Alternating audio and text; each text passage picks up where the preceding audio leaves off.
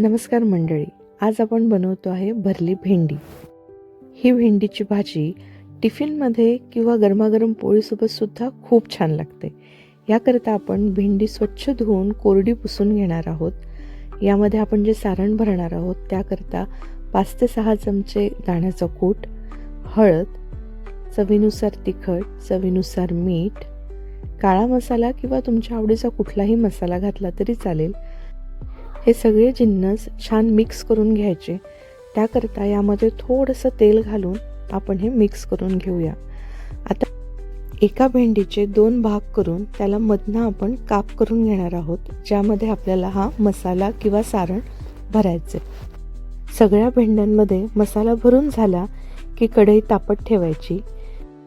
त्यानंतर तेल घालायचं. तेल गरम झालं की मोहरी आणि हिंग घालायचा. आपण जो मसाला भेंडीमध्ये भरला होता त्यातलाच थोडा उरलेला मसाला आपण या तेलाच्या फोडणीमध्ये घालू शकतो.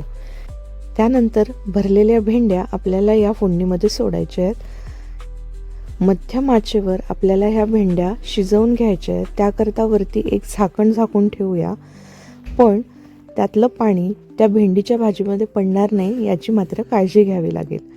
मध्यम आचेवर 15 ते 20 मिनिटांमध्ये ही भाजी शिजून तयार होते. एकदा तरी ही भाजी नक्कीच ट्राय करा. आवडली तर लाईक करा आणि सबस्क्राईब करायला प्लीज विसरू नका. Thank you so much.